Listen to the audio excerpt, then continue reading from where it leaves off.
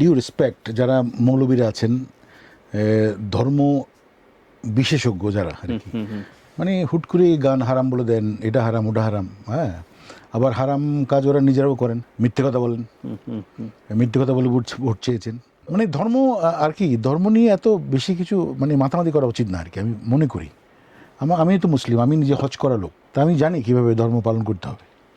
মানে ধর্মীয় অনুশাসন, তবে হ্যাঁ, তার সেই জায়গায় অশ্লীল কিছু সবসময় অশ্লীল, এটা সব ধর্মেই কিন্তু নিষেধ আছে। এখন আমি একটা গান গেয়েছি, মনে করো, কেন আজান দিলে যায় না মানুষ মসজিদে, কবর থেকে বলছি মাগো আছি বড় বিপদে। তো এই গান থেকে তো তুমি এই গানকে তুমি হারাম বলতে পারো না, এটা গজল। আমরা কিন্তু এই 18 মাস খুবই কষ্টের দিন গেছে, যারা মিউজিশিয়ান, হ্যাঁ, যারা এই সেক্টরে কাজ করেন, এটা একটা প্রেশার ছিল আমার মনে হয়, জামাতের দিক থেকে একটা প্রেশার মনে হয় ছিল। কনসার্টগুলো বন্ধ হয়ে যাচ্ছিলেন, কবর থেকে ওই যে লাশ বের করে পুড়ে ফেলছিলেন, তার বয়তীদের ধরে নিয়ে যাচ্ছেন। তাই খুব অস্থির অবস্থায় আমরা, মানে মানসিক শিল্পীরা মানে আতঙ্কে ছিল সবাই। আমি ঘুমিয়ে পড়লাম সোফার মধ্যে, বুঝছো তো। তারেক রহমান সাহেব যখন চলে যাচ্ছেন, তখন এই আমাকে গায়ে এরকম হাত দিয়ে, হ্যাঁ, ধাক্কা দিয়ে বললেন যে রবি সাহেব চলেন চলেন, টাইম হয়ে গেছে। তো এটা হচ্ছে তারেক রহমান।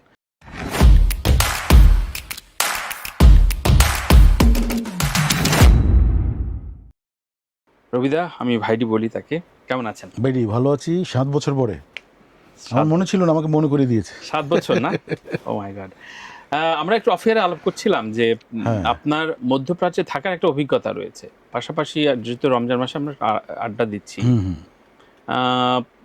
সেখানকার কালচার এবং আপনার দুই কালচার ওখানে শো করেছেন, একটা এক্সপিরিয়েন্সের গল্প না, এখানে যে মানে ডিউ রেসপেক্ট যারা মৌলবীরা আছেন, ধর্ম বিশেষজ্ঞ যারা আর কি, মানে হুট করে গান হারাম বলে দেন, এটা হারাম ওটা হারাম, হ্যাঁ, আবার হারাম কাজ ওরা নিজেরাও করেন, মিথ্যে কথা বলেন, মিথ্যে কথা বলে ভোট চেয়েছেন। তো আমি নিজে ছিলাম ওখানে, বিয়েতে গান বাজনা হয়, নাচ হয়, হ্যাঁ, এবং তলোয়ার দিয়ে কিন্তু নাচেন, এবং একটা ঢোল কিন্তু বাজায় একদিকে, হ্যাঁ, উইথ ইনস্ট্রুমেন্ট, এবং কনসার্টও কিন্তু হয়। আমার বিখ্যাত একটা সিঙ্গারের নাম বলি, মোহাম্মদ আব্দু, আচ্ছা, সৌদি আরবের, তার গান আমি অনেক শুনেছি। এবং সেখানে বিয়েতে কিন্তু গান বাজনা চলে, তবে ওপেনলি ওরকম কনসার্ট হয় না, কিন্তু অ্যারাবিক গান হলে হয়। আচ্ছা আচ্ছা। লাস্ট একটা দুটো ওপেন কনসার্ট বোধহয় হলো, যদি আমি ভুল, হ্যাঁ, এটা রিয়াদে এটা, হ্যাঁ, এটা কয়েকটা দেশ মিলে এটা করছে, হ্যাঁ, এটা ওপেন হয়েছে। এটা সালমান যিনি আছেন এখন, সালমান বিন আবদুল্লাহ, মনে কি নাম জানি ওনার, হ্যাঁ, উনি তো ওটা একটা এরিয়াই করছেন, যে এখানে সব কিছু ওপেন। মানে ধর্ম আর কি, ধর্ম নিয়ে এত বেশি কিছু মানে মাতামাতি করা উচিত না আর কি, আমি মনে করি। আমি তো মুসলিম, আমি নিজে হজ করা লোক, তা আমি জানি কিভাবে ধর্ম পালন করতে হবে। মানে ধর্মীয় অনুশাসন, তবে হ্যাঁ, তার সেই জায়গায় অশ্লীল কিছু সবসময় অশ্লীল, এটা সব ধর্মেই কিন্তু নিষেধ আছে। এখন আমি একটা গান গেয়েছি, মনে করো, কেন আজান দিলে যায় না মানুষ মসজিদে, কবর থেকে বলছি মাগো আছি বড় বিপদে। তো এই গান থেকে তো তুমি এই গানকে তুমি হারাম বলতে পারো না, এটা গজল, হ্যাঁ, এরকম আর কি। গানে যেমন মনে বড় আশা ছিল, আব্দুল আলিম গিয়েছেন, মনে বড় আশা ছিল যাব মদিনা, এলি হুজুররাও করে এই গান। তো এই গান তো নিষেধ হতে পারে না, রাইট? তো তুমি কেন গান বাজনা হারাম বলে ওপেনলি কনসার্ট বন্ধ করে দিবা? মানুষের বিনোদন দরকার আছে, একদম বিনোদন সব দেশেই হচ্ছে, তোমার বাহরাইন, দুবাই, যে দুবাইতে আমরা যাই, ওখানে ডিস্কো থেকে শুরু করে, হ্যাঁ, বার ওপেন আছে, তারপর মুজরা ওপেন, হ্যাঁ, সব কিছু এমনি কালচারালি ধরেন ইরান, তুরস্ক, মিশরের যে কালচার, হ্যাঁ হ্যাঁ, ওদের যে ফোক, ভীষণ রিচ, মানে এখানেই আমরা কিছু, মানে এটা খুবই সামান্য গোত্রীয়, যদি তারা টলে যে হারাম হালাল, যাই হোক, প্রায় 30 বছর হয়ে গেল, মানে 30 বছর পার হয়ে গেল না ক্যারিয়ারের,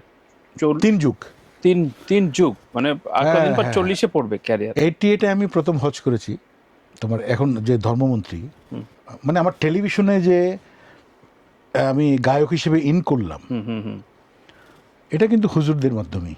কেমন সেটা? এটা 88-এ বন্যা দুর্গতদের সাহায্যে একটা অনুষ্ঠান হয়েছিল, তোমার মনে আছে মনে হয়, এরশাদের আমলে, এরশাদ প্রেসিডেন্ট এরশাদ সাহেব ছিলেন তখন। ওপেনলি তো গান বাজনা হতো না, বাট বন্যা দুর্গত শারজাতে বাংলাদেশ এমবেসি জেদ্দা 2 দিন ব্যাপী অনুষ্ঠানের আয়োজন করেছে, এবং প্রথম দিন আমাকে গান গাইতে দেয়নি, জানে না আমি কেমন গান গাই। পরের দিন আমাকে একটু ইন্টারভিউ নিল যে আমি কী গাই। পরের দিন আমি স্টেজে যখন উঠলাম তখন তো আর অডিয়েন্স যারা আমাকে নাম দিয়ে দিচ্ছিল না। আচ্ছা, হ্যাঁ, ওখানে একটা করে গান গাওয়ার কথা ছিল, আমি 4-5টা গান গেয়ে ফেলেছি। তখন ওই সময় তোমার কনসুলেট জেনারেল ছিলেন মোয়াজ্জেম আলী সাহেব, উনি ইন্তেকাল করেছেন এই কিছুদিন, মানে উনি ভারতের হাই কমিশনার ছিলেন মোয়াজ্জেম আলী সাহেব। আচ্ছা, তো উনি আমাকে সরকারিভাবে ওই সরকারি একটা চাকরি দিয়ে দিলেন ওখানে। আচ্ছা, আপনি মানে ভালোবেসে আর কি, যে অনারারি। হ্যাঁ হ্যাঁ অনারারি একটা চাকরি দিল। তখন ওই সুবাদে মানে এই মন্ত্রীদের সাথে আমি হজ করতে গেলাম। মন্ত্রী, গভর্নমেন্ট ডেলিগেশনে যারা গেছেন, এর মধ্যে আমাদের হাবিবুল্লাহ বালালি ভাই কারি বিখ্যাত, উনি, তারপরে যে কাইকোবাদ মিলন সাহেব, কাইকোবাদ ভাই, একদম ক্যারিয়ারের শুরুর ঘটনা এটা না? হ্যাঁ হ্যাঁ হ্যাঁ, মানে আমি গান করি কিন্তু আমার তো কেউ চিনে না ওরকম। আমার চট্টগ্রামে আমাকে চিনে, ওই আমার এলাকায়, যে উনি গান করে। মানে ফার্স্ট অ্যালবাম বেরিয়েছে না, বের হয় তখনও বের হয়। তো মানে আমার টেলিভিশনে গান গাওয়ার খুব ইচ্ছে। তখন কারি হাবিবুল্লাহ বালালি ভাই বললেন, ও হয় না হজের তো আরাফাতের মাঠে ওই যে শয়তানকে ঢিল টিল মেরে একটা রিল্যাক্স টাইম হয় না, ওই সময় তখন হাবিবুল্লাহ বালালি ভাই বললেন যে এই ও কিন্তু ভালো গান করে রবি। বলেছে সেই দেখি শোনাম তো সবাই মিলে, মন্ত্রী আমাদের কাইকোবাদ ভাই, উনি একটা গজল তখন আমি শোনালাম।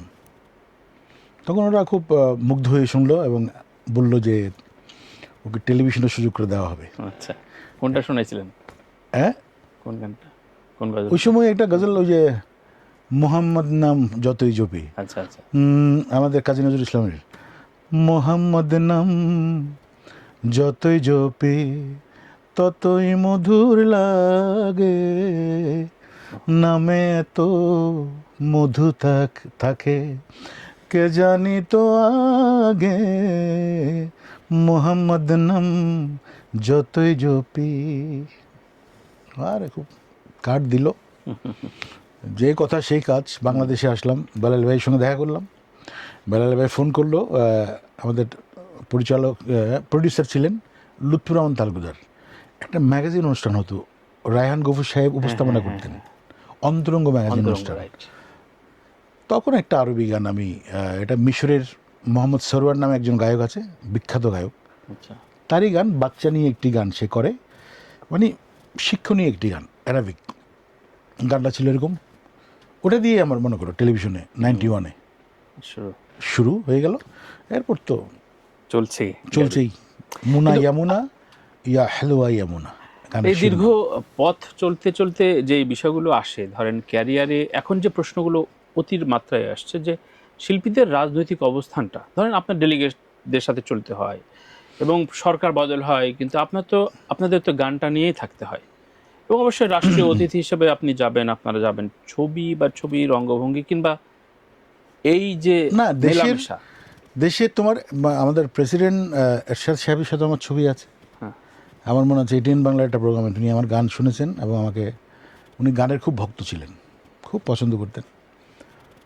তারপর তোমার যেই প্রাইম মিনিস্টার হয়েছেন সবার সঙ্গে আমার ছবি আছে, কারণ আমরা জাতীয় শিল্পী, জাতীয় মাধ্যমে গান করি, আমাদের নিমন্ত্রণ পত্র পাঠালে আমরা তো অবশ্যই যাব, কেন যাব না। যেমন খালেদা জিয়া, বেগম খালেদা জিয়া আমাকে গান গাইতে নিয়ে গেলেন 2003 সালে, এটা মায়ানমারে, মনে আছে। আমার সঙ্গে আমার সহ আর্টিস্ট ছিলেন শাকিলা জাফর, ওই যে তোমার বিখ্যাত গানটা খোলজার ভিতর গাতি রে কমে তোমারে, এই গানটা গেয়েছিলাম আমরা, একদম মাত করে দিয়েছিলাম। তো বার্মার রাজা তো ওরা থামি পরে, ওদের জাতীয় ড্রেস মনে হয় ওটা, ওই থামি পরেই তার ওয়াইফ খুব মজা করছিলেন আর কি। তো সেখানে আমাদের তারিক রহমান সাহেবও ছিলেন, আর তারপর আমাদের তখন বাণিজ্যমন্ত্রী আমির খসরু চৌধুরী ভাই, ফরেন মিনিস্টার মুর্শেদ খান, আমাদের ফালু ভাই, সবাই ছিলেন। সবার নাম বলে তো অনেক লম্বা হয়ে যাবে। এবারের নির্বাচনে রবি চৌধুরীকে দেখলাম খুবই সক্রিয়ভাবে বিএনপির ক্যাম্পেইন করছে, এবং সেটি কি একদম নিজের ভালো লাগা থেকেই দলটির প্রতি? দেখো, আমরা কিন্তু এই 18 মাস খুবই কষ্টের দিন গেছে, যারা মিউজিশিয়ান হ্যাঁ, যারা এই সেক্টরে কাজ করেন, এটা একটা প্রেশার ছিল আমার মনে হয়, জামাতের দিক থেকে একটা প্রেশার মনে হয় ছিল। কনসার্টগুলো বন্ধ হয়ে যাচ্ছিলেন, কবর থেকে ওই যে লাশ বের করে পুড়ে ফেলছেন, তার বয়তীদের ধরে নিয়ে যাচ্ছেন। তো খুব অস্থির অবস্থায় আমরা মানে মানসিক শিল্পীরা মানে আতঙ্কে ছিল সবাই। তখন যে সংস্কৃতি বান্ধব, হ্যাঁ, জনাব তারেক রহমানের সাথে আমার পরিচয় আছে। আমরা যেহেতু 2003 সালে তো ওখানে দেখেছেন উনি আমাকে। আবার দুবাই থেকে আমরা ফিরছিলাম, দুবাই থেকে বিজনেস ক্লাসে আমি আমার সঙ্গে সাবিনাবার ম্যানেজার ওই যে জাহাঙ্গীর সাহিদ গান করে, ও ছিল। তো আমরা একসঙ্গেই ফিরছিলাম। তখন অপু ভাই ছিলেন তার পিএস। তো বিজনেস ক্লাসের লাউঞ্জে ওই অপু ভাই আমাকে পরিচয় করিয়ে দিলেন, কথা হলো ওই সময়। পরে আমি ঘুমিয়ে পড়লাম সোফার মধ্যে, বুঝছো। আচ্ছা। তো তারেক রহমান সাহেব যখন চলে যাচ্ছেন, তখন এই আমাকে গায়ে এরকম হাত দিয়ে, হ্যাঁ, ধাক্কা দিয়ে বললেন যে রবি সাহেব চলেন, টাইম হয়ে গেছে। তো এটা হচ্ছে তারেক রহমান।